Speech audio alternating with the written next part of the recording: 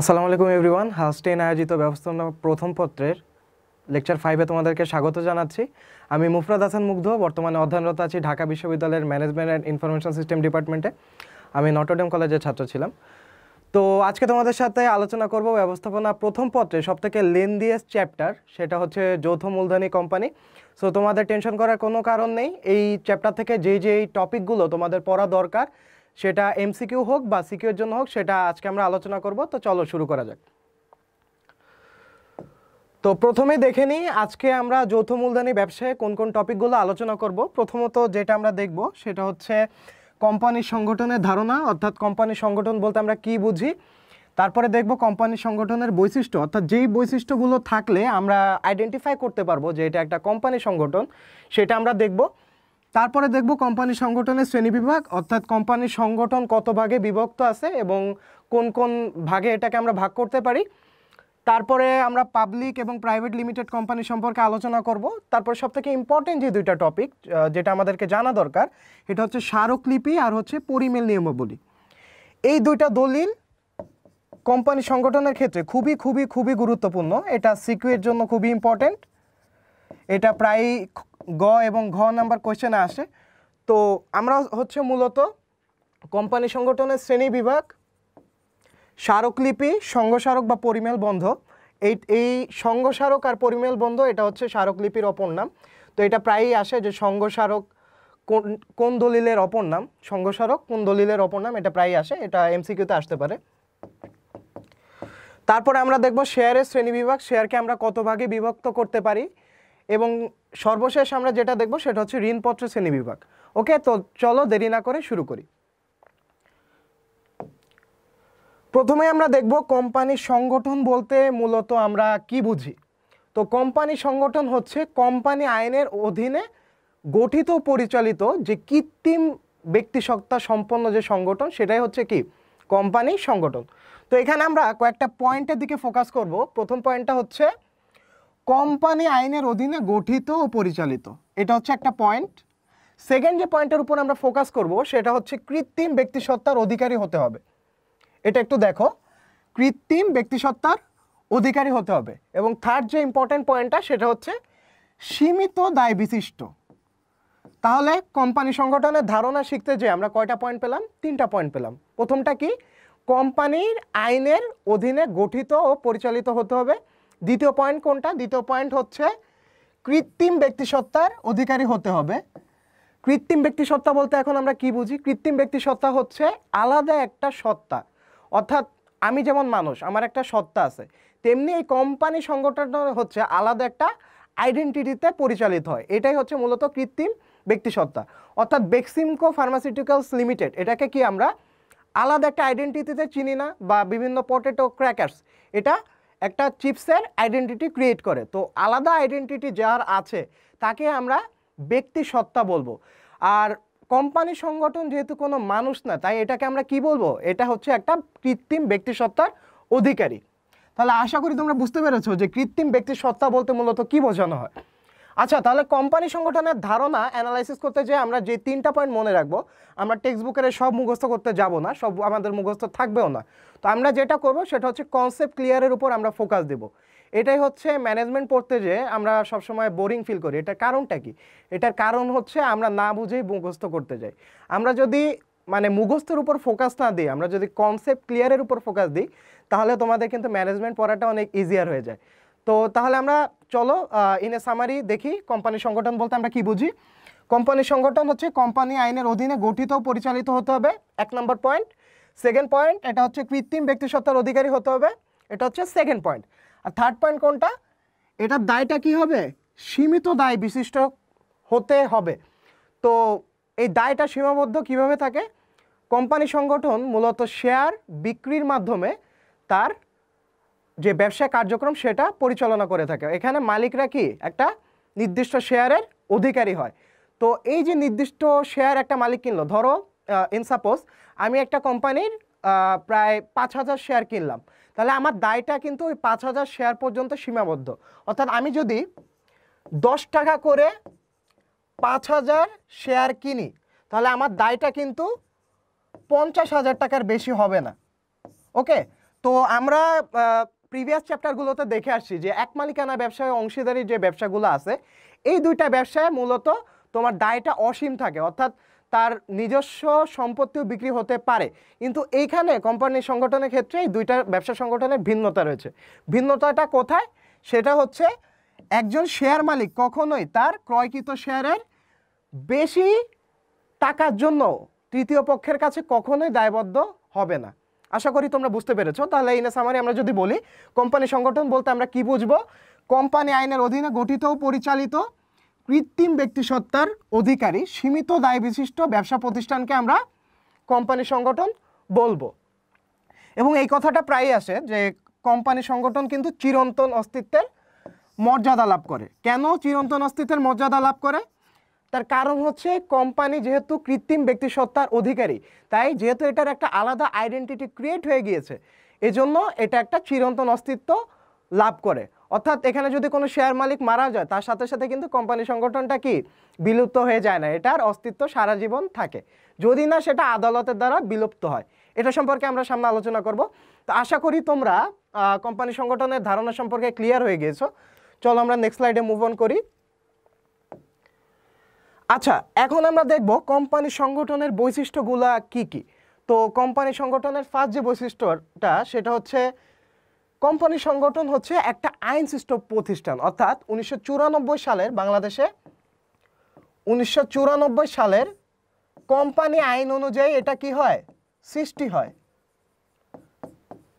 Company আইন 1994 সালের company আইন অনুযায়ী এটা কি হয়? গঠিত ও পরিচালিত হয়।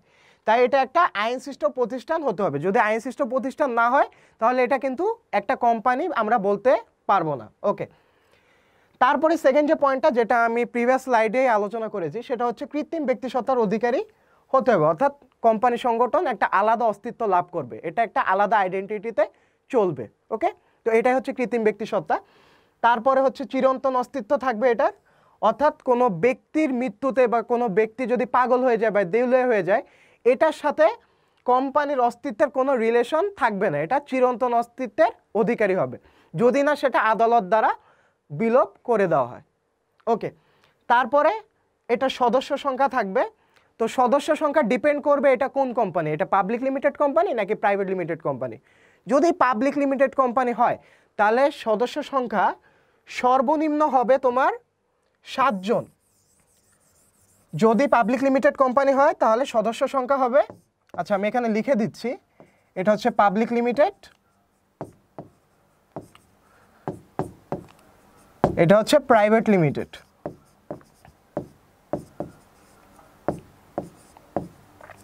তাহলে পাবলিক লিমিটেড কোম্পানির ক্ষেত্রে সদস্য সংখ্যা হবে সর্বনিম্ন 7 জন এবং সর্বোচ্চ হবে শেয়ার দ্বারা সীমাবদ্ধ যে কোনো সংখ্যা। অর্থাৎ যতজন ব্যক্তি শেয়ার কিনবে ততজনই সদস্য হবে। আর প্রাইভেট লিমিটেডের ক্ষেত্রে এটার একটা বাউন্ডারি দেওয়া আছে, সেটা হচ্ছে 2 থেকে 50 জন হবে সদস্য সংখ্যা। এর 50 জনের বেশি হতে পারবে না, 50 জনের কম হতে পারবে না। আশা করি তোমরা বুঝতে পেরেছো। আর একটা বৈশিষ্ট্য হচ্ছে এটা দায় সীমাবদ্ধ থাকবে, যেটা আমি আগেও আলোচনা করেছি।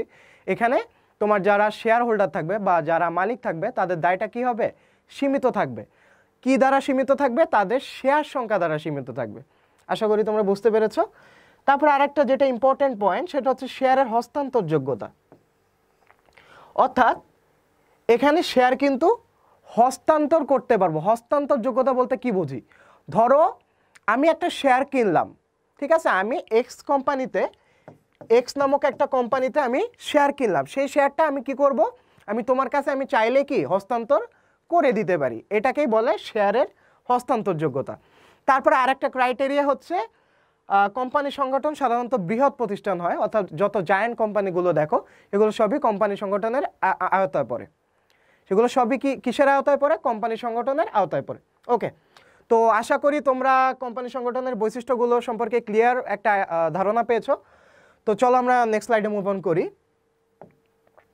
আচ্ছা, এখন হচ্ছে মোস্ট ইম্পর্টেন্ট টপিক, কোম্পানি সংগঠনের শ্রেণীবিভাগটা আমরা আলোচনা করব। কোম্পানি সংগঠনের শ্রেণীবিভাগ হচ্ছে তোমার গ ও ঘ নাম্বারের জন্য খুব ইম্পর্টেন্ট। আর যে কোম্পানিগুলো সম্পর্কে তোমাকে লিখতে হতে পারে, অর্থাৎ সৃজনশীল একটা কোম্পানি সম্পর্কে বলা থাকতে পারে, তোমাকে কোম্পানিগুলোর ক্রাইটেরিয়া দেখে তোমাকে আইডেন্টিফাই করতে হবে যে এটা কোন ধরনের কোম্পানি। আচ্ছা, তো প্রথমে আসি যে দায় ভিত্তিক কোম্পানি, অর্থাৎ দায় কি সীমাবদ্ধ থাকবে নাকি সীমাবদ্ধ থাকবে না। তাহলে দেখো ফার্স্টেই যে কোম্পানিটা আছে সেটা হচ্ছে শেয়ার দ্বারা সীমিত দায় সম্পন্ন কোম্পানি। অর্থাৎ এই কোম্পানির ক্রাইটেরিয়া হচ্ছে এই কোম্পানির শেয়ারটা সীমিত দায় সম্পন্ন থাকবে। অর্থাৎ ধরো আমি 5,000 শেয়ার কিনলাম, আমার দায়টা ওই শেয়ার সংখ্যা দ্বারা কি থাকবে, সীমিত থাকবে। এটাই হচ্ছে শেয়ার দ্বারা সীমিত দায় সম্পন্ন কোম্পানি। অর্থাৎ আমি যতটা শেয়ার কিনবো, ধরো আমি 500 শেয়ার কিনলাম, ওই 500 শেয়ার পর্যন্তই কি আমার দায়টা কি থাকবে, সীমাবদ্ধ থাকবে। এটাই হচ্ছে তোমার শেয়ার দ্বারা সীমিত দায় সম্পন্ন কোম্পানি। তারপর হচ্ছে প্রতিশ্রুতি দ্বারা সীমিত দায় সম্পন্ন কোম্পানি। অর্থাৎ আমি যখন এগ্রিমেন্ট করব কোনো কোম্পানির সাথে যে আমি হচ্ছে এতগুলো শেয়ার কিনবো, তো আমি যতটুকু প্রতিশ্রুতি দিয়েছিলাম যে এতগুলো শেয়ারের দায় আমি বহন করব, বা ধরো আমি 50,000 টাকা প্রতিশ্রুতি দিয়েছিলাম যে 50,000 টাকা পর্যন্ত আমি দায়টা বহন করব, তো এইটাই হচ্ছে প্রতিশ্রুতি দ্বারা সীমিত দায় সম্পন্ন কোম্পানি। অর্থাৎ আমি যতটুকু প্রতিশ্রুতি দিয়েছিলাম ততটুকের মধ্যেই আমার দায়টা কি থাকবে, সীমাবদ্ধ থাকবে। এটাই মূলত তোমার প্রতিশ্রুতি দ্বারা সীমিত দায় সম্পন্ন কোম্পানি। আর একটা আছে অসীম দায় সম্পন্ন কোম্পানি, এটার হচ্ছে দায় অসীম থাকে। এখানে নর্মালি তো কোম্পানি সংগঠনের বৈশিষ্ট্যের মধ্যে আমরা পড়েছি যে এখানে হচ্ছে শেয়ার দ্বারা তার দায়টা লিমিটেড থাকে, কিন্তু এটা একটু ব্যতিক্রম। এই অসীম দায় সম্পন্ন কোম্পানিতে তোমার যে দায়টা সেটা কিন্তু শেয়ারের মধ্যে সীমাবদ্ধ থাকে না, তো এখানে তোমার দায়টা কি থাকবে, অসীম থাকবে। এটা একটু ডিফারেন্ট এই দায় সম্পন্ন কোম্পানিটা। ওকে, তো আশা করি তোমরা দায়ভিত্তিক কোম্পানি সম্পর্কে একটা ক্লিয়ার ধারণা নিয়ে নিয়েছো। এখন আমরা দেখব গঠন এবং প্রকৃতিভিত্তিক কোম্পানি। আচ্ছা, তো প্রথমেই আমরা দেখব সনদপ্রাপ্ত কোম্পানি কোনগুলা।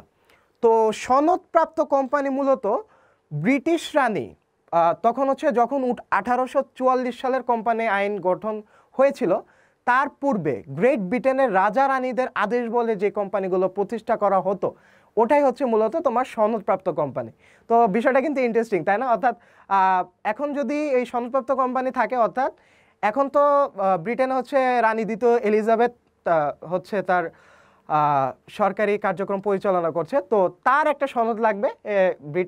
গ্রেট ব্রিটেনের রানীর সনদ বলে যে কোম্পানিগুলো প্রতিষ্ঠিত হবে, সেটা হচ্ছে কি তোমার সনদপ্রাপ্ত কোম্পানি। অর্থাৎ 1844 সালের পূর্বে গ্রেট ব্রিটেন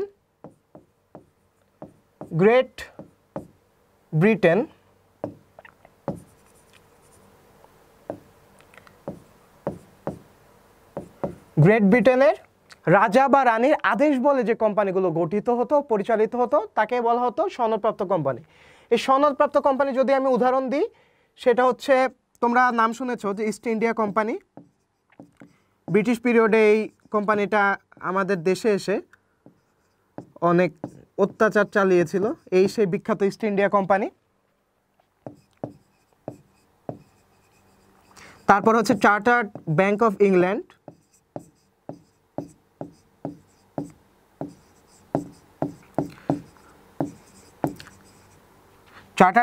ইংল্যান্ড,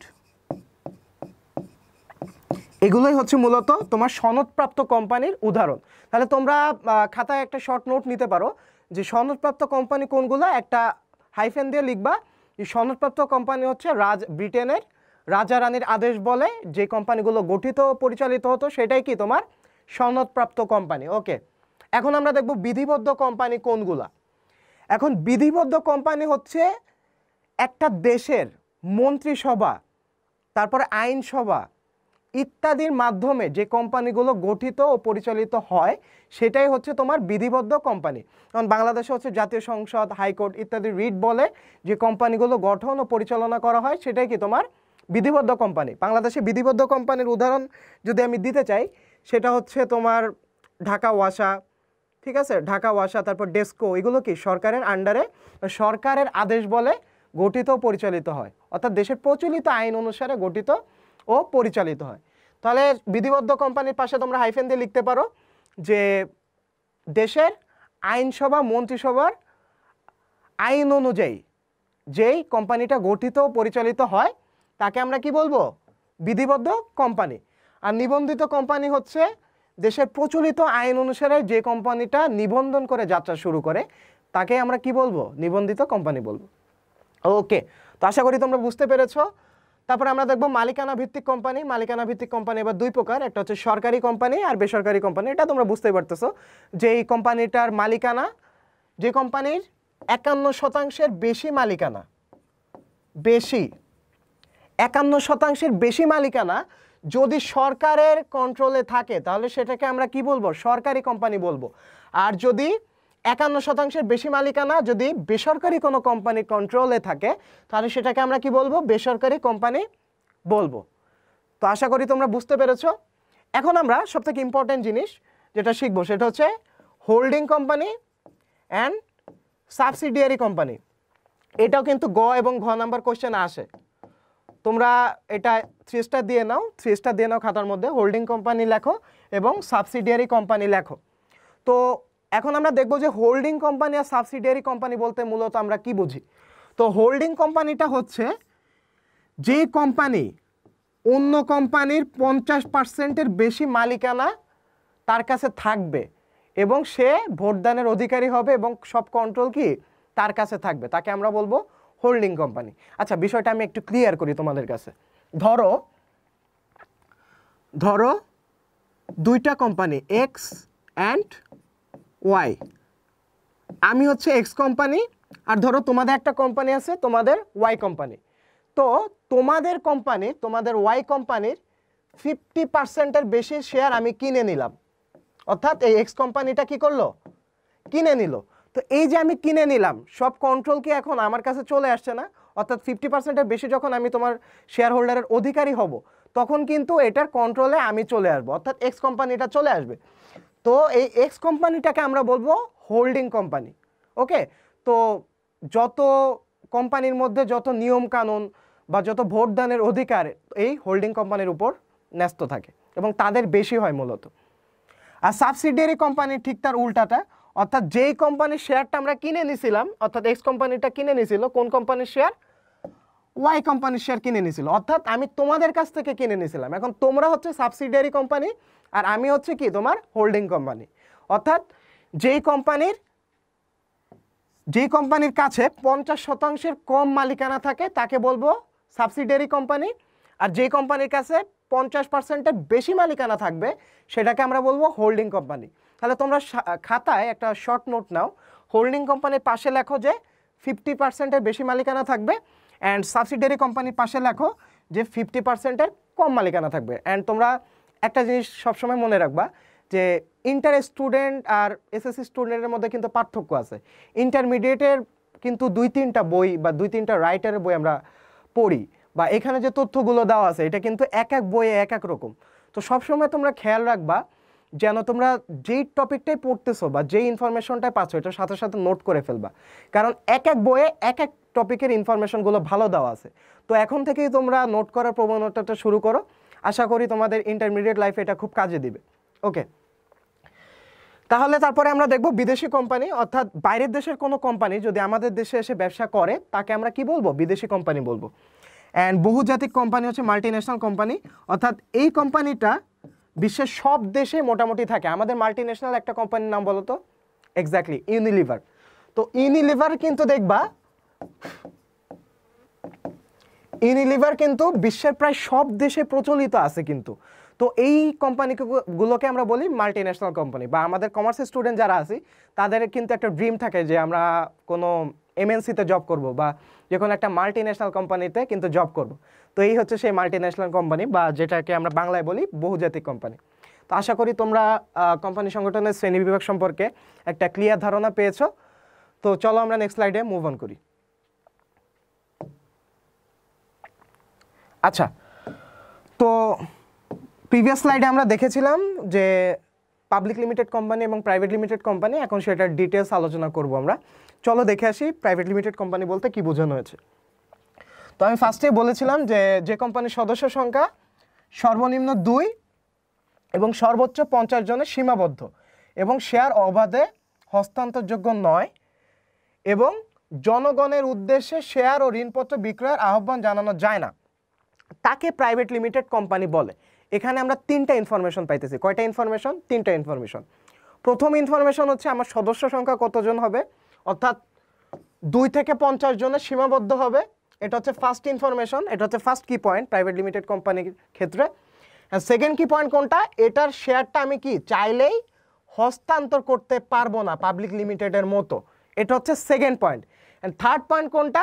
আমরা জনগণের উদ্দেশ্যে ডেকে ডেকে যে শেয়ার বিক্রয়ের আহ্বান জানানো যায়, যেটা পাবলিক লিমিটেড কোম্পানিতে করা যায়, সেটা কিন্তু প্রাইভেট লিমিটেড কোম্পানিতে আমরা কি করতে পারবো না, করতে পারবো না। তাহলে এখানে আমরা তিনটা পয়েন্ট যদি সামারি করি, প্রথমটা কি, এটার সদস্য সংখ্যা 2 থেকে 50 জনের সীমাবদ্ধ। দ্বিতীয়টা কি, এটার শেয়ার অবাধে হস্তান্তরযোগ্য নয়। এবং তৃতীয় পয়েন্টটা কোনটা? এখানে জনগণের উদ্দেশ্যে আমি কিন্তু শেয়ার বিক্রয়ের আহ্বান জানাতে পারবো না। তো এটাই মূলত প্রাইভেট লিমিটেড কোম্পানির সংজ্ঞা। ওকে, তাহলে তোমরা নিশ্চয়ই বুঝতে পেরেছো যে প্রাইভেট লিমিটেড কোম্পানি বলতে আমরা মূলত কি বুঝি। এখন আমরা দেখব পাবলিক লিমিটেড কোম্পানি। এখানে ঠিক তার উল্টাটা, অর্থাৎ প্রাইভেট লিমিটেড কোম্পানিতে সর্বনিম্ন 2 জন ছিল এবং সর্বোচ্চ 50 জনের সীমাবদ্ধ ছিল, কিন্তু এখানে আর কিন্তু সীমাবদ্ধ থাকতেছে না। তাহলে দেখো, যে কোম্পানির সদস্য সংখ্যা সর্বনিম্ন 7 এবং সর্বোচ্চ স্মারকলিপিতে উল্লেখ শেয়ার সংখ্যা দ্বারা সীমাবদ্ধ, এটা হচ্ছে ফার্স্ট পয়েন্ট। ফার্স্ট পয়েন্ট কোনটা? সদস্য সংখ্যা। সদস্য সংখ্যা কত হবে? সর্বনিম্ন 7 এবং সর্বোচ্চ যতজন শেয়ারটা কিনবে সেই সংখ্যা দ্বারা সীমাবদ্ধ হবে। ওকে, তাহলে ফার্স্ট পয়েন্ট হচ্ছে সদস্য সংখ্যা। সেকেন্ড পয়েন্ট হচ্ছে শেয়ার এখানে অবাধে হস্তান্তরযোগ্য, অর্থাৎ এখানে আমরা চাইলেই কিন্তু শেয়ারটা হস্তান্তর করতে পারবো আরেকজনের কাছে, চাইলেই আরেকজনের কাছে আমি শেয়ারটা হস্তান্তর করতে পারবো বা শেয়ার করতে পারবো আর কি, শেয়ারকে শেয়ার করতে পারবো। ইন্টারেস্টিং। ওকে, তারপরে দেখো লাস্টে যে পয়েন্টটা, শেয়ার ও ঋণপত্র এখানে জনগণের উদ্দেশ্যে আহ্বান জানানো যায়। এই আহ্বানটা কি করে জানায় জানো? এই আহ্বানটা জানায় কিন্তু বিবরণপত্র দিয়ে। অর্থাৎ দেখবা তুমি বিভিন্ন পেপার খুললে দেখতে পারবা যে পেপারের কোনো একটা কলামে বিভিন্ন বিজ্ঞপ্তি দেওয়া আছে যে এই কোম্পানিতে এই শেয়ার ক্রয়ের আহ্বান জানানো হচ্ছে। তো ওইটাকে মূলত আমরা বিবরণপত্র বলি। এবং এই যে বিবরণপত্রগুলো দেওয়া হয় পেপারে, এটা কিন্তু তোমার পাবলিক লিমিটেড কোম্পানিরা দেয়। বুঝতে পেরেছো? তো পেপারে মূলত পত্রিকায় যেসব বিজ্ঞপ্তি দেখবা যে শেয়ার ক্রয়ের আহ্বান করা হয়েছে কোনো কোম্পানি থেকে, তাহলে চোখ বন্ধ করে বুঝে নেবা ওটা কি পাবলিক লিমিটেড কোম্পানি। ওকে, তো আশা করি তোমরা পাবলিক লিমিটেড কোম্পানি এবং প্রাইভেট লিমিটেড কোম্পানি সম্পর্কে একটা ক্লিয়ার কনসেপ্ট পেয়েছো। তো চলো আমরা নেক্সট স্লাইডে মুভ অন করি। ওকে, এখন আমরা দেখব যে এতক্ষণ তো আমরা দেখলাম কোম্পানির শ্রেণী বিভাগ, এখন আমরা দেখব কোম্পানি আসলে কিভাবে গঠিত হয়। তো কোম্পানি গঠনের ফার্স্ট স্টেপ কোনটা? কোম্পানি গঠনের ফার্স্ট স্টেপ হচ্ছে তোমাকে ভাই উদ্যোগ নিতে হবে। অর্থাৎ তুমি একটা কোম্পানি গঠন করবা, এই কোম্পানি গঠনের ক্ষেত্রে ফার্স্টে তোমার শেয়ার ক্রয়ের আহ্বান জানাতে হবে, বা কাদের নিয়ে কোম্পানি গঠন করতে চাচ্ছ, এটা পাবলিক লিমিটেড কোম্পানি করবা নাকি প্রাইভেট লিমিটেড কোম্পানি করবা। তো এই যে ডিসিশনগুলো, এই ডিসিশনগুলোর কি নিতে হবে? উদ্যোগ গ্রহণ করতে হবে। এটাকে বলা হয় উদ্যোগ গ্রহণ পর্যায়। অর্থাৎ এখানে মানুষ ভাবে যে কি করা হবে, কোথায় করা হবে, কোথায় করা হবে।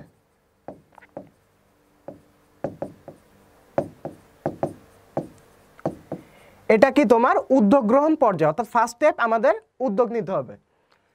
তারপরে হচ্ছে ডকুমেন্টেশনে আসতে হবে, অর্থাৎ যেই দলিলপত্রগুলো প্রয়োজন কোম্পানি আইন অনুসারে তুমি একটা কোম্পানি যখন গঠন করতে চাবা তখন কোন কোন দলিলগুলো লাগে, যেমন তোমার হচ্ছে প্রথমে স্মারকলিপি লাগে, পরিমেল নিয়মাবলী লাগে, নিবন্ধনপত্র লাগে, ঠিক আছে।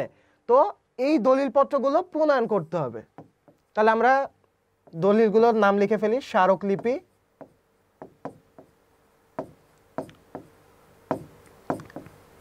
তারপরে পরিমেল নিয়মাবলী,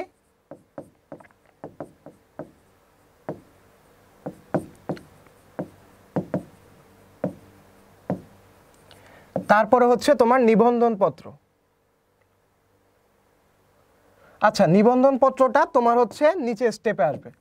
প্রথমে হচ্ছে দলিলপত্র প্রণয়ন করব, স্মারকলিপি আর পরিমেল নিয়মাবলী বা বিবরণপত্র, তারপর হচ্ছে আমরা নিবন্ধন পত্র সংগ্রহ করব। অর্থাৎ একটা জিনিস তোমরা খাতায় নোট করে নাও যে নিবন্ধন পত্রকে কিন্তু কোম্পানির জন্ম সনদ বলা হয়।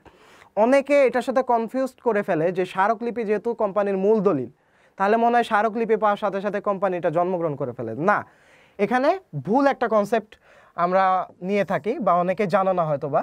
তো এটা লিখে নাও যে নিবন্ধনপত্রকে কোম্পানির জন্ম সনদ বলা হয়, জন্ম সনদ বলা হয়। অর্থাৎ নিবন্ধনপত্র পাওয়ার সাথে সাথে কিন্তু একটা কোম্পানির অস্তিত্ব লাভ করে এবং তখনই সেটাকে আমরা কি বলবো, চিরন্তন অস্তিত্বের অধিকারী বলবো। যখন কোম্পানিটা জন্ম নিবে, ঠিক আছে, তখন কিন্তু তার একটা আইডেন্টিটি ক্রিয়েট হয়ে গেল। তো তাই নিবন্ধনপত্রকে আমরা কি বলি, কোম্পানির জন্ম সনদ বলে থাকি। ওকে, আশা করি বুঝতে পেরেছো। এবং নিবন্ধনপত্র পাওয়ার সাথে সাথেই কার্যারম্ভের অনুমতিপত্র সংগ্রহ করতে হয় এবং সেটা শুধু পাবলিক লিমিটেড কোম্পানির ক্ষেত্রে, পাবলিক লিমিটেড। আর প্রাইভেট লিমিটেডের ক্ষেত্রে নিবন্ধনপত্র পাওয়ার সাথে সাথেই প্রাইভেট লিমিটেড কোম্পানি চাইলে তার কাজ শুরু করে দিতে পারে, কিন্তু পাবলিক লিমিটেড কোম্পানির ক্ষেত্রে একটা এক্সট্রা প্রসিডিওর থাকে, তার হচ্ছে কার্যারম্ভর অনুমতিপত্র সংগ্রহ করতে হয়।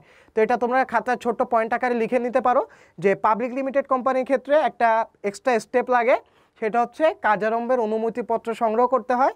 আর প্রাইভেট লিমিটেডের ক্ষেত্রে নিবন্ধনপত্র পাওয়ার সাথে সাথে তার কাজটা কি করতে পারে, শুরু করে দিতে পারে। তো আশা করি তোমরা কোম্পানির গঠন পদ্ধতি সম্পর্কে একটা ক্লিয়ার ধারণা পেয়ে গেছো। এখন চলো আমরা নেক্সট স্লাইডে মুভ অন করি। আচ্ছা, এখন আমরা মোস্ট ইম্পর্টেন্ট টপিক স্মারকলিপি, সংঘ স্মারক বা পরিমেল বন্ধ নিয়ে আমরা আলোচনা করব।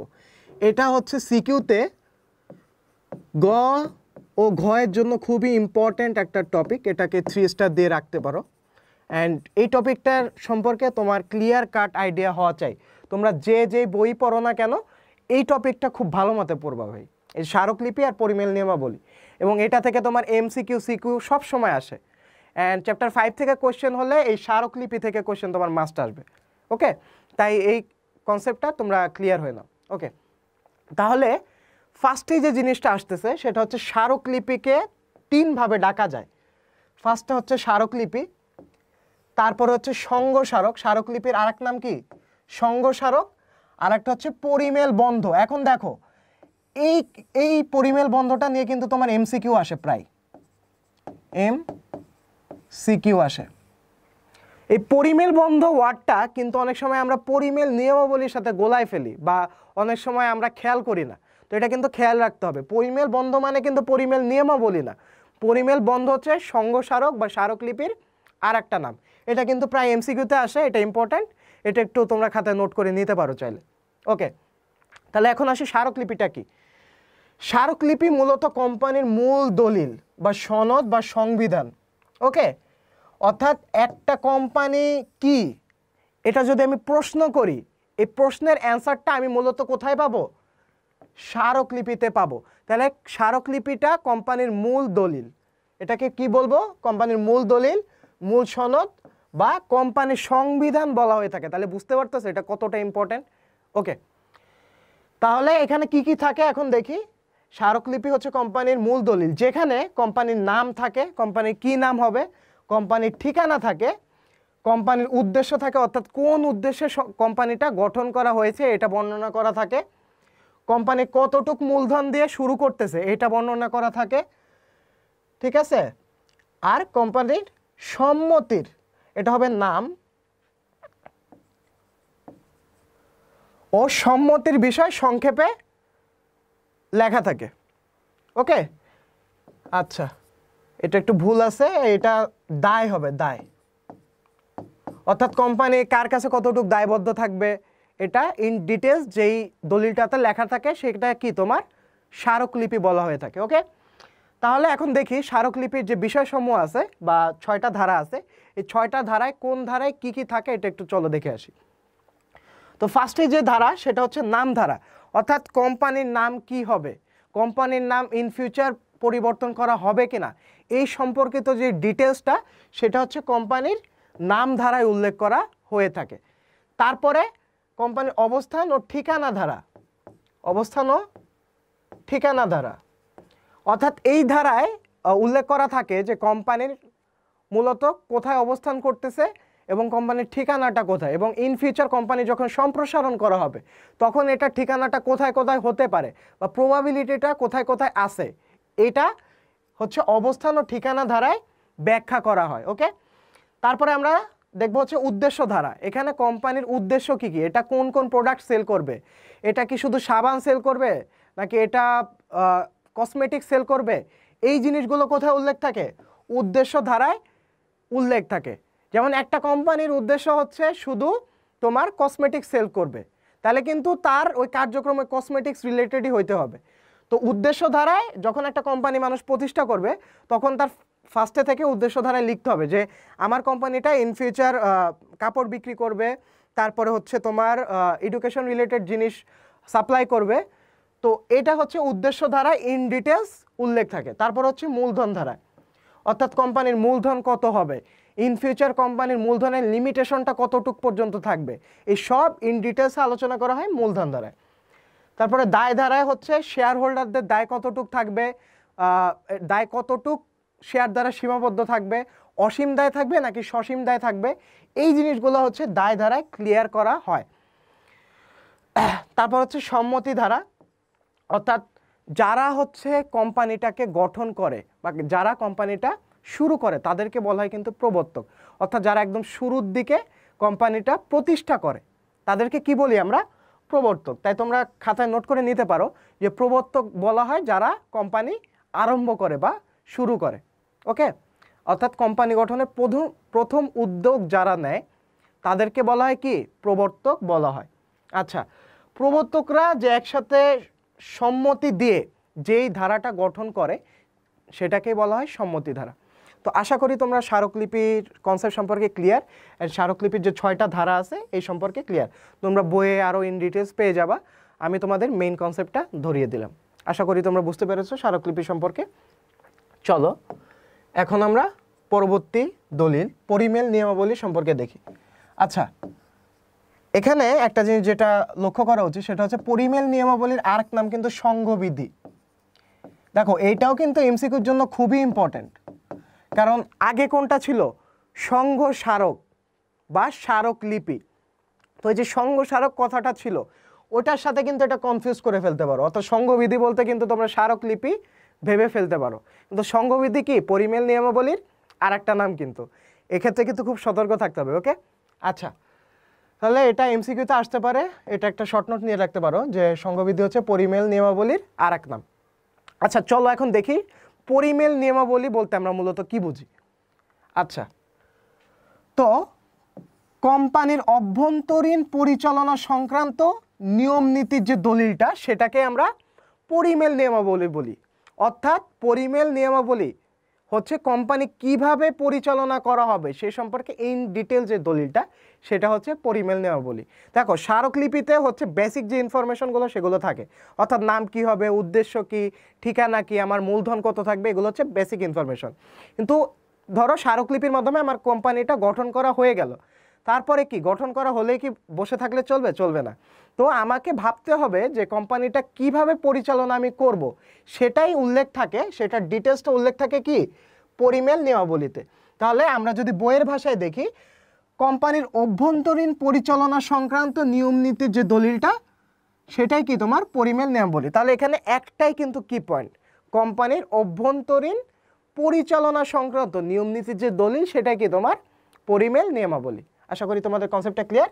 আর এটাকে কোম্পানির দ্বিতীয় গুরুত্বপূর্ণ দলিল বলা হয়, এটাও এমসিকিউর জন্য খুব ইম্পর্ট্যান্ট, এটা তোমরা একটু দেখবে। কোম্পানির দ্বিতীয় গুরুত্বপূর্ণ দলিল কোনটি, এটা হচ্ছে পরিমেল নিয়মাবলী বা সংঘবিধি, এটাও কিন্তু অপশনে চলে আসতে পারে। ওকে, তো এখানে বলা আছে যে এতে কোম্পানির অভ্যন্তরীণ যে পরিচালনা সংক্রান্ত যে নিয়ম নীতিগুলো আছে সেটা ইন ডিটেলস অর্থাৎ বিশদ আকারে লিপিবদ্ধ করা হয়। অর্থাৎ দৈনন্দিন কাজ আমি কিভাবে পরিচালনা করব, দৈনন্দিন কাজ পরিচালনা সংক্রান্ত যেসব নিয়ম, এখানে কি কি নিয়মে পরিচালনা করা হবে দৈনন্দিন কাজটা, তারপরে এক্ষেত্রে আমার ক্যাপিটাল বা মূলধন কত লাগবে সেই সম্পর্কে যে বিশদ যে আলোচনাটা সেটা হচ্ছে আমার পরিমেল নিয়মাবলী বা সংঘবিধিতে করা হয়। তো আশা করি তোমরা কনসেপ্টটা বুঝেছো। তারপরে বিবরণপত্র সম্পর্কে তোমাদের কিছুক্ষণ আগে আমি একটা ধারণা দিয়েছিলাম যে পাবলিক লিমিটেড কোম্পানি তার শেয়ার ও ঋণপত্র বিক্রয়ের জন্য জনগণ বরাবর আহ্বান জানিয়ে যে প্রচারপত্র বা বিজ্ঞপ্তি প্রকাশ করে তাকে বিবরণপত্র বলে। একটু আগে তোমাদের পাবলিক লিমিটেড কোম্পানি বুঝাতে যে বিবরণপত্র সম্পর্কে একটা বেসিক আইডিয়া দিয়েছিলাম, অর্থাৎ পাবলিক লিমিটেড কোম্পানি যখন শেয়ার ক্রয়ের আহ্বান জানাবে জনগণের নিকট, এটা কিসের দ্বারা জানাবে? বিজ্ঞপ্তি প্রকাশ করার মাধ্যমে। এই বিজ্ঞপ্তিটা কোথায় প্রকাশ করবে? এটা হচ্ছে বিভিন্ন জাতীয় দৈনিকে, জাতীয় দৈনিক বা পত্রিকা সময়ে বিজ্ঞপ্তিটা প্রকাশ করা হবে। তাহলে আমরা কি বুঝতে পারলাম? একটা যদি সামারি করি এই স্লাইডের, তাহলে পরিমেল নিয়মাবলী হলো কোম্পানির অভ্যন্তরীণ পরিচালনা সংক্রান্ত নিয়মকানুনের বিশদ বর্ণনা, আর বিবরণপত্র হলো পাবলিক লিমিটেড কোম্পানি যখন শেয়ার ক্রয়ের আহ্বান করে একটা বিজ্ঞপ্তি প্রকাশের মাধ্যমে, তাকে আমরা বিবরণপত্র বলি। তাহলে তোমরা শর্ট নোট নিয়ে ফেলতে পারো। পরিমেল নিয়মাবলী হচ্ছে অভ্যন্তরীণ পরিচালনা সংক্রান্ত নিয়মনীতি, আর বিবরণপত্র হচ্ছে পাবলিক লিমিটেড কোম্পানির শেয়ার ক্রয়ের আহ্বান। কিসের মাধ্যমে আহ্বান? বিজ্ঞপ্তির মাধ্যমে। তাহলে তোমরা যখন পয়েন্ট আকারে পড়তে শিখবা, এই কি পয়েন্টগুলো যখন তোমাদের মনে থাকবে, তখন কিন্তু তোমরা ইজিলি বানায় লিখতে পারবা। আর সত্যি কথা বলতে ভাই, পরীক্ষার হলে এত মনে থাকে না। কি পয়েন্ট যদি তোমার মনে থাকে, তাহলে কিন্তু তোমরা কনসেপ্টটা ঠিকমতো এক্সামিনারকে বুঝিয়ে আসতে পারবা। তখন তোমার সিকিউর মার্ক হবে 8, 9 বা 10 করে আসবে। ওকে। আর তুমি যদি পরীক্ষার আগের রাতে পড়ে যাও আর তোমাদের কনসেপ্ট যদি ক্লিয়ার না থাকে বা বানায় লিখতে যাও, তাহলে কিন্তু তোমাদের তোমার প্রত্যাশা মতো তোমাদের মার্ক আসবে না। আশা করি তোমরা এই স্লাইডটা বুঝেছো। চলো আমরা নেক্সট স্লাইডে মুভ অন করি। আচ্ছা, এখন আমরা দেখব কোম্পানির মূলধন সংগ্রহের উৎস। অর্থাৎ কোম্পানি মূলত দুইটা উৎস থেকে মূলধনটা সংগ্রহ করে। একটা হচ্ছে স্বল্পমেয়াদী উৎস, আর একটা কি? দীর্ঘমেয়াদী উৎস। স্বল্পমেয়াদী উৎস কোনগুলো? যেগুলো হচ্ছে 1 থেকে 5 বছরের মধ্যে থাকে। আর দীর্ঘমেয়াদী উৎস যেটা হচ্ছে 10 বছরের উপর, অর্থাৎ 5 বছরের উপর থেকে যত আছে, যে সময়টা আছে, সেটাই কি? তোমার দীর্ঘমেয়াদী উৎস। এখন আসি দীর্ঘমেয়াদী উৎস, স্বল্পমেয়াদী উৎস কোনগুলা। স্বল্পমেয়াদী উৎসের মধ্যে পড়ে নিজস্ব তহবিল, অর্থাৎ আমার যে নিজের শেয়ার হোল্ডার যে নিজেদের টাকা আছে, ওই টাকাটা হচ্ছে তোমার স্বল্পমেয়াদী উৎস হিসেবে বিবেচিত হয়। তারপরে ঘনিষ্ঠ আত্মীয় স্বজন থেকে ঋণ নিলাম, বা বাণিজ্যিক ব্যাংক থেকে যে ছোটোখাটো ঋণ নিলাম, যেটার মেয়াদ তোমার 5 বছরের কম হয়, বা শিল্প ব্যাংক থেকে যে ঋণ নিলাম 5 বছরের কম হয়, less than 5 years, সেটাই হচ্ছে কি? তোমার স্বল্পমেয়াদী উৎস। তারপর আসি হচ্ছে দীর্ঘমেয়াদী উৎস। দীর্ঘমেয়াদী উৎস কোনগুলো? শেয়ার বিক্রয়। অর্থাৎ আমি কিন্তু in a long term share বিক্রি করে আমি আমার কোম্পানিটা কি? ইনকাম করতে পারবো। শেয়ার বিক্রয়, ঋণপত্র বিক্রয়। ঋণপত্র বিক্রয়ের মাধ্যমে কি? আমরা একটা ফান্ড কালেক্ট করি। আর শেয়ার আর ঋণপত্রের মধ্যে পার্থক্য কি? শেয়ারের মাধ্যমে মূলত আমি আমার কোম্পানির মালিকানাটা জনগণের কাছে দিয়ে দিতেছি, তো শেয়ার হোল্ডাররা কিন্তু কোম্পানির মালিক। আর ঋণপত্র মানে কি? আমি ধার নিতেছি জনগণের কাছ থেকে। কি নিতেছি? ধার নিতেছি। অর্থাৎ ঋণপত্র যখন আমি সেল করব, তখন কিন্তু আমি মূলত পাওনাদার ক্রিয়েট করতেছি। কি ক্রিয়েট করতেছি? পাওনাদার ক্রিয়েট করতেছি। এখন দেখো, শেয়ার আর ঋণপত্রের মধ্যে বেসিক পার্থক্যটা কোথায় দেখো। শেয়ার মালিকদের আমি চাইলেও মানে লভ্যাংশ দিতে পারি, নাও দিতে পারি। এটা আমার কোম্পানির মুনাফা এবং মুনাফার উপরে ডিপেন্ড করতেছে, ঠিক আছে। কিন্তু ঋণপত্রের ক্ষেত্রে আমার কোম্পানি লস হোক বা লাভ হোক, একটা পার্সেন্টেজ, অর্থাৎ ঋণপত্রের যে টাকাটা, সেটাকে আমার কিন্তু ঋণপত্র যে হোল্ডার, অর্থাৎ ঋণপত্রের যে মালিক, তাকে কিন্তু অবশ্যই ফেরত দিতে হবে। তাই ঋণপত্রকে আমরা মূলত মানে পাওনাদার হিসেবে ধরি। ওকে।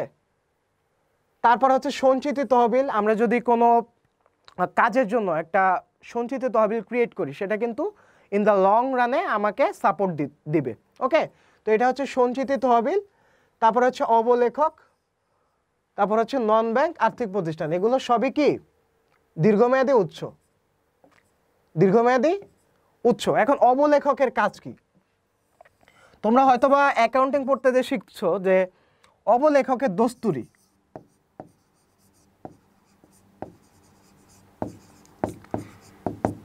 দস্তুরি অর্থাৎ অবলেখক হচ্ছে এমন একটা সত্তা বা এমন একজন ব্যক্তি বা পার্টি, যারা হচ্ছে কমিশনের বিনিময়ে একজনের কাজটা করে দেয়, অর্থাৎ কোম্পানির কাজটা করে দেয়। ওকে। ধরো আমার কোম্পানির পক্ষ থেকে আমি অবলেখক নিয়োগ করলাম তোমাদের। ওকে। তো তোমাদের কাজটা কি হবে? তোমরা এই কোম্পানির শেয়ারটা সেল করবা, তার বিনিময়ে তোমরা কি পাবা? তোমরা একটা নির্দিষ্ট অ্যামাউন্টের একটা কমিশন পাবা। তো এটাই হচ্ছে মূলত অবলেখক। আশা করি তোমরা বুঝতে পেরেছো। ওকে। তো এই স্লাইডের তোমাদের কনসেপ্ট ক্লিয়ার? ওকে। তো আমরা নেক্সট স্লাইডে মুভ অন করি। আচ্ছা, এখন আরেকটা ইম্পর্টেন্ট টপিক শেয়ার। এটাও গ ও ঘ, অর্থাৎ সিকিউ এর ক্ষেত্রে কিন্তু শেয়ার রেজের শ্রেণী বিভাগ এটা কিন্তু খুবই ইম্পর্টেন্ট, অর্থাৎ কোনটা কোর শেয়ার এটা কিন্তু তোমাকে আইডেন্টিফাই করা শিখতে হবে। আচ্ছা, প্রথমে আসি সাধারণ শেয়ার। সাধারণ শেয়ার যারা কিনে তাদেরকে মূলত কোম্পানির মালিক বলা হয়। ওকে, তো সাধারণ শেয়ারকে কি বলা হয়? সাধারণ শেয়ার যারা কিনে তাদেরকে মূলত কোম্পানির মালিক বলা হয়। অর্থাৎ লভ্যাংশের ক্ষেত্রে, তারপরে যখন কোম্পানিটা অবসায়ন হবে সেক্ষেত্রে, তারপরে হচ্ছে লভ্যাংশ যখন বন্টন হবে সেক্ষেত্রে, এই তিনটা ক্ষেত্রে সাধারণ শেয়ার মালিকগণ সবার শেষে তাদের লভ্যাংশটা পাবে।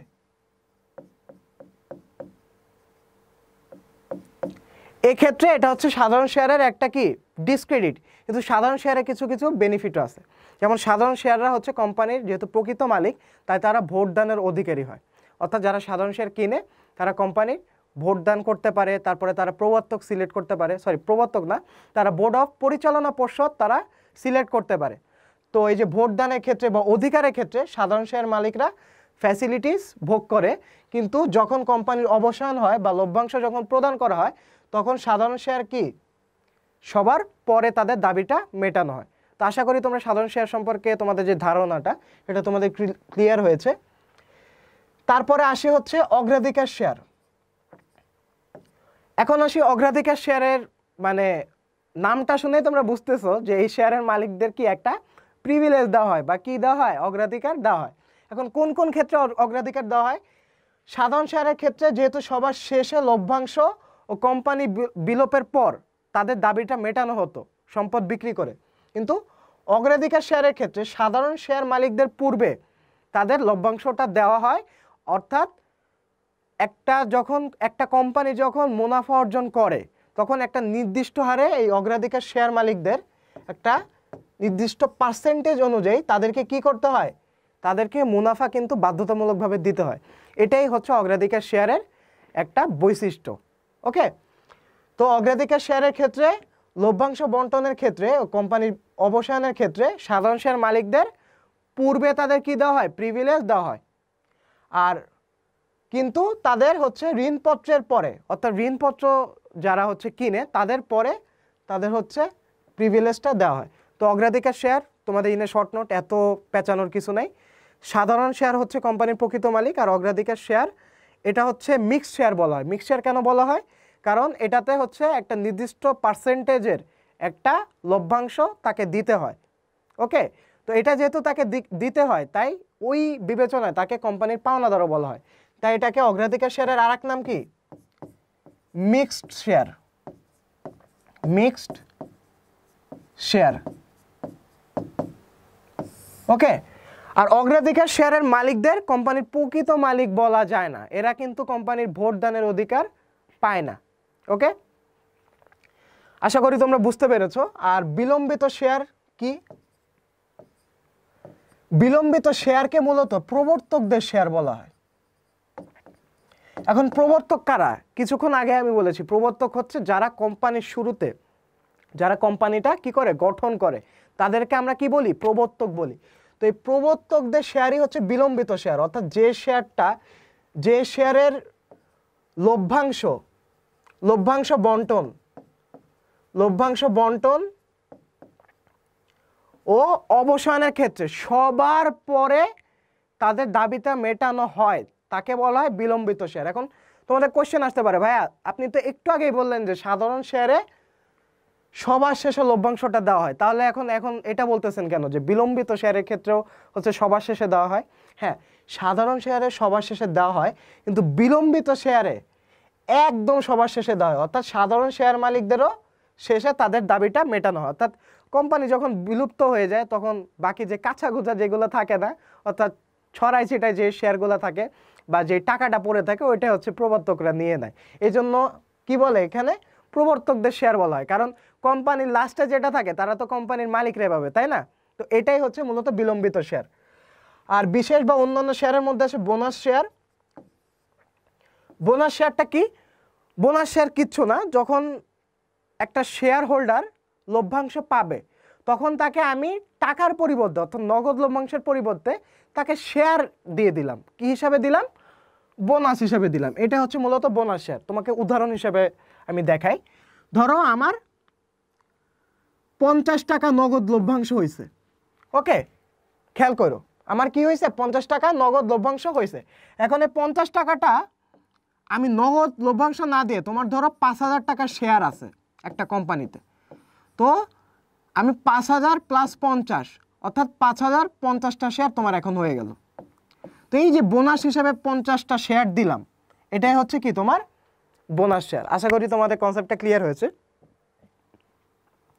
আর তাও তোমরা যদি না বুঝতে পারো বা তোমাদের যদি কোনো কনফিউশন থেকে থাকে, তোমরা কমেন্ট সেকশনে আমাকে জানাতে পারো, আমি সাধ্যমতো চেষ্টা করব তোমাদের এক্সপ্লেনেশন দিয়ে দেওয়ার।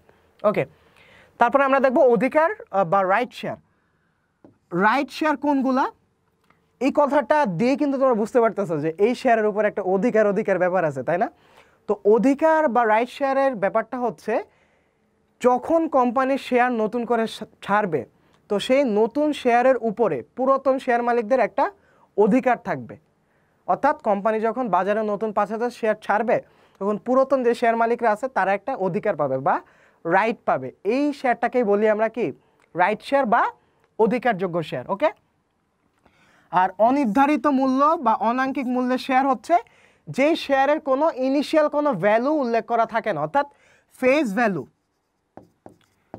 ভ্যালু থাকে না, অর্থাৎ এটা কয় টাকার শেয়ার এটা উল্লেখ থাকে না, সেটা কি তোমার অনির্ধারিত মূল্য বা অনাঙ্কিক মূল্যের শেয়ার, এটাকে আমরা বলি। ওকে, আচ্ছা, তারপরে আমরা দেখব পরিবর্তনযোগ্য শেয়ার আর অপরিবর্তনীয় অগ্রাধিকার শেয়ার।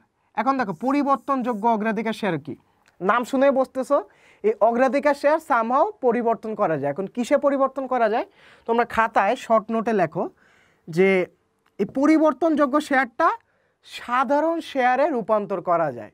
পরিবর্তনযোগ্য শেয়ারটা কিসে রূপান্তর করা যায়? সাধারণ শেয়ারে রূপান্তর করা যায়। তাই এটার নাম কি? পরিবর্তনযোগ্য অগ্রাধিকার শেয়ার। আর এই অগ্রাধিকার শেয়ার হচ্ছে অপরিবর্তনীয়, অর্থাৎ বুঝতেছো, নাম শুনে বুঝতেছো এই শেয়ারটা কি পরিবর্তন করা যাবে না। ওকে, তো আশা করি তোমরা ক্লিয়ার হয়েছো। আচ্ছা, এখন আমরা দেখব অগ্রাধিকার শেয়ারের মধ্যে প্রকারভেদ। সঞ্চয়ী অগ্রাধিকার শেয়ার।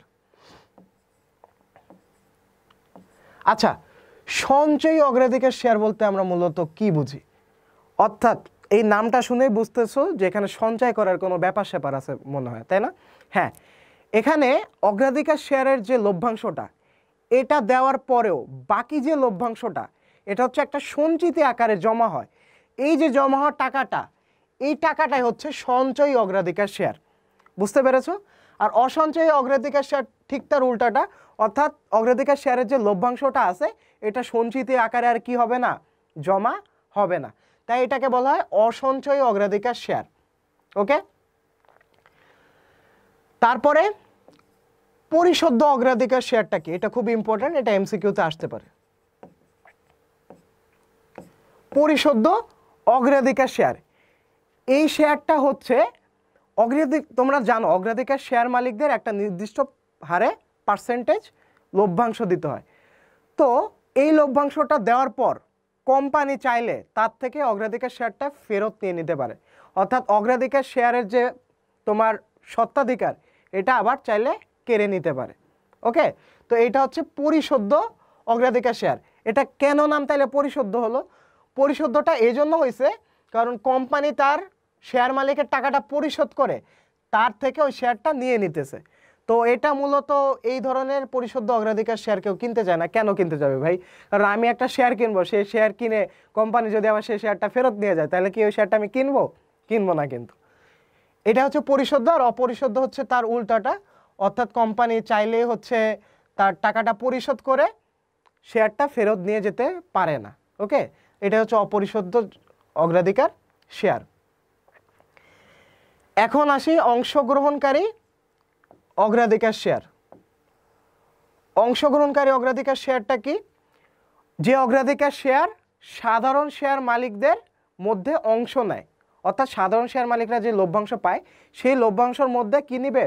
অংশ নিবে। তাই এটার নাম হচ্ছে অংশগ্রহণকারী বা অংশভাগ অগ্রাধিকার শেয়ার।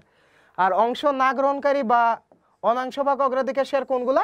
যে অগ্রাধিকার শেয়ার হচ্ছে সাধারণ শেয়ারের লভ্যাংশের মধ্যে কোনো ভাগ বসায় না, ওইটাই কি অনাংশভাগ অগ্রাধিকার শেয়ার। তো আশা করি তোমরা শেয়ারের এই শ্রেণীবিভাগ সম্পর্কে ক্লিয়ার হয়েছো। তো এটা কিন্তু খুবই ইম্পর্ট্যান্ট একটা টপিক, যেটা তোমাদের আমি ইনে কনসেপ্ট ক্লিয়ার করার ট্রাই করেছি। তারপরেও যদি তোমাদের কোনো কনফিউশন থাকে তুমি কমেন্ট সেকশনে জানাতে পারো, আমি সাধ্যমতো সেটা ক্ল্যারিফাই করে দেওয়ার ট্রাই করব। ওকে, তো আশা করি তোমরা বুঝতে পেরেছো। চলো আমরা নেক্সট স্লাইডে মুভ অন করি। এখন আমরা দেখব একটা কোম্পানির বিলোপ সাধন কিভাবে হয়। অর্থাৎ কোম্পানি যখন জন্মলাভ করেছিল, কিসের মাধ্যমে জন্মলাভ করেছিল? নিবন্ধন পত্রের মাধ্যমে কিন্তু জন্মলাভ করেছিল। এখন আমরা দেখব কোম্পানিটা বিলোপ কি করে হবে।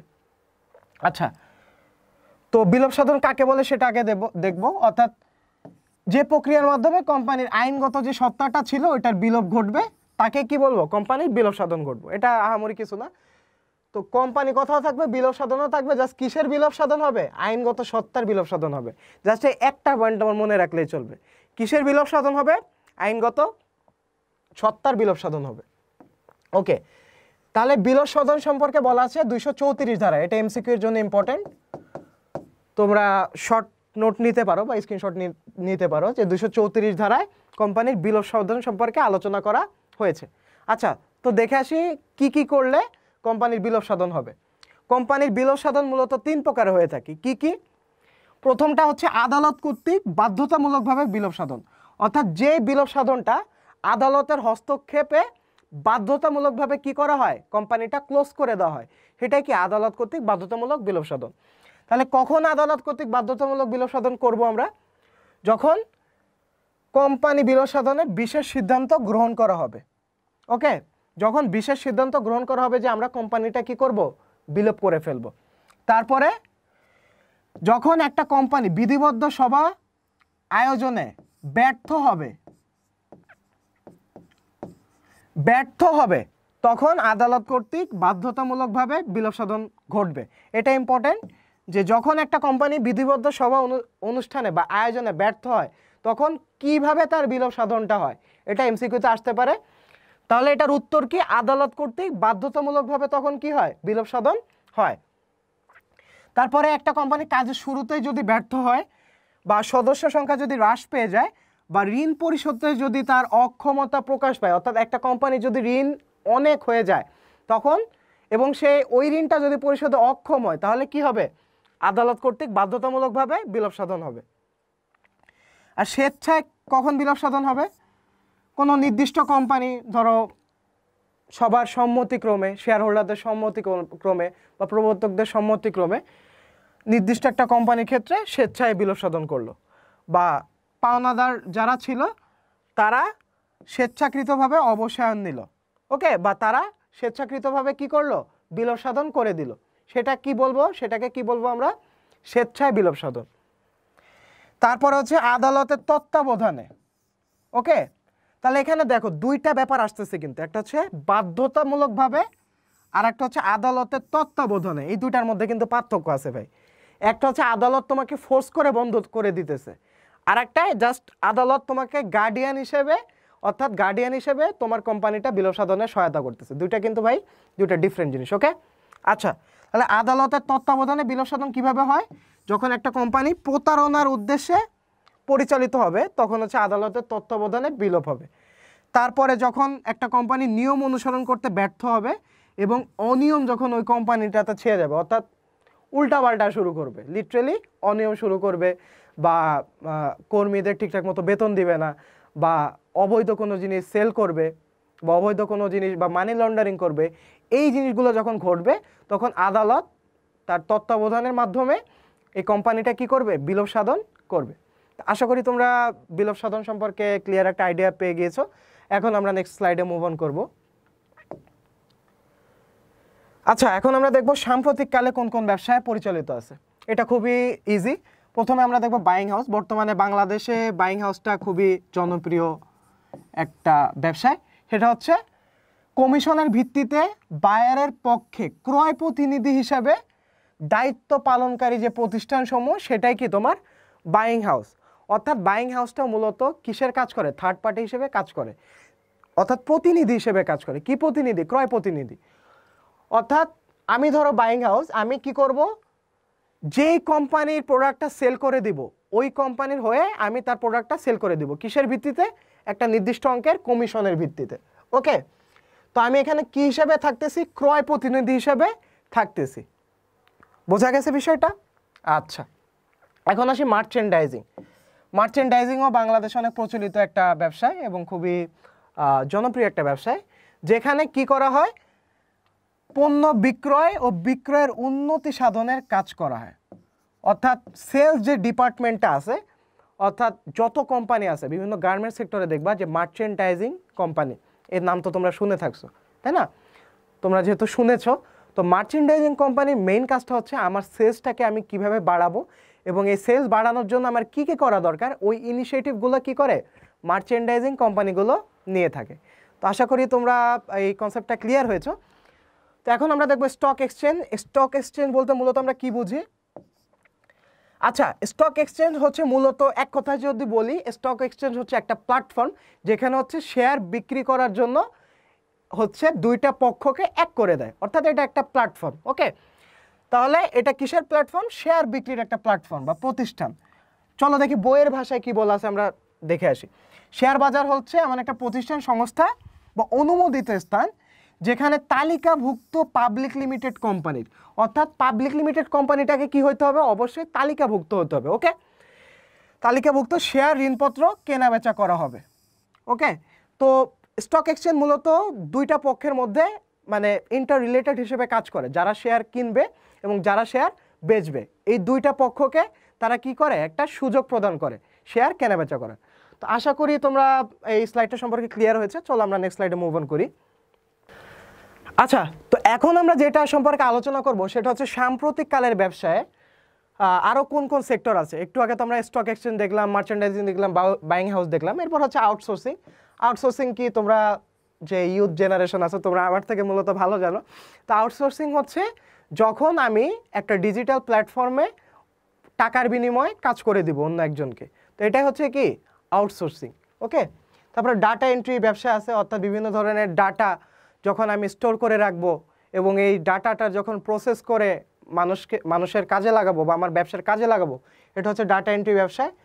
কল সেন্টার আছে, অর্থাৎ এখানে কল দিয়ে, অর্থাৎ কাস্টমারদের, এখন তো গ্রামীণ ফোন, তারপরে হচ্ছে তোমার বাংলা লিঙ্ক, বিভিন্ন কোম্পানি আছে, এই কোম্পানির একটা হিউজ কাজের সেক্টর কিন্তু কল সেন্টার।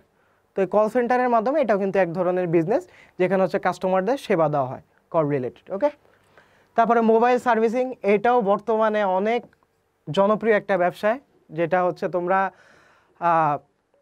আইডিবি ভবন বা যে কোনো যেখানে হচ্ছে মোবাইল সার্ভিস করা হয়, নিউ মার্কেট এরিয়া বা যেই ধরনের এরিয়া আছে যেখানে মোবাইল সার্ভিস করা হয়, এটারও বর্তমানে চাহিদা অনেক বেড়ে যাচ্ছে। তো মোবাইল সার্ভিসিং, তারপরে কম্পিউটার সার্ভিস, এই দুইটা সেক্টর বর্তমানে হিউজ বাংলাদেশে। ওকে, তো এই কয়টা হচ্ছে তোমার সাম্প্রতিক কালের ব্যবসায়। তো আশা করি তোমরা ক্লিয়ার হয়েছো এই ব্যবসা সম্পর্কে। এখন চলো দেখে আসি যে এই চ্যাপ্টারের জিসটা দেখে আসি, অর্থাৎ যেই তথ্যগুলো তোমার জানা প্রয়োজন সেটা হচ্ছে কোম্পানির আইনগত অস্তিত্ব টিকে থাকার প্রশ্নে সবচেয়ে গুরুত্বপূর্ণ কিন্তু নিবন্ধনপত্র। কারণ এটা আমি কিন্তু শুরুতে আলোচনা করছি যে নিবন্ধনপত্রকে বলা হয় কোম্পানির জন্ম সনদ, অর্থাৎ নিবন্ধনপত্র পাওয়ার সাথে সাথে কিন্তু কোম্পানিটা কি করে? আইনগত অস্তিত্ব লাভ করে। তাই আইনগত অস্তিত্বের ক্ষেত্রে সবথেকে ইম্পর্টেন্ট নিবন্ধনপত্র, কিন্তু কোম্পানি গঠনের ক্ষেত্রে সবথেকে গুরুত্বপূর্ণ দলিল স্মারকলিপি। দুইটা কিন্তু দুই টাইপের, আমরা দুইটাকে ইম্পর্টেন্ট বলতেছি, একটা হচ্ছে নিবন্ধনপত্র আর একটা কি স্মারকলিপি। নিবন্ধনপত্রটা কখন ইম্পর্টেন্ট? যখন হচ্ছে কোম্পানির আইনগত অস্তিত্বের প্রশ্ন আসবে। আর স্মারকলিপিটা কখন ইম্পর্টেন্ট? যখন কোম্পানি গঠনের প্রশ্ন আসবে। তোমরা ক্লিয়ার হয়েছে? ওকে, চলো নেক্সট পয়েন্টে মুভ অন করি। দেখো কি বলা আছে যে প্রাইভেট লিমিটেড কোম্পানিকে আমরা চাইলে পাবলিক লিমিটেড কোম্পানিতে কনভার্ট করতে পারবো কোন ধারা অনুযায়ী? 231 ধারা অনুযায়ী। আর পাবলিক লিমিটেড কোম্পানিকে প্রাইভেট লিমিটেড কোম্পানিতে কনভার্ট করতে পারবো সেটা হচ্ছে 232 ধারা অনুযায়ী। আর এই দুইটা প্রায় এমসিকিউতে আসে, এটা এমসিকিউর জন্য ইম্পর্টেন্ট।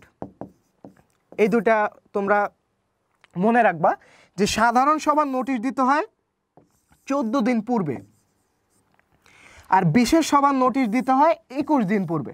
এই দুইটা ইনফরমেশনই প্রায় রিপিট হয় এমসিকিউ এর ক্ষেত্রে।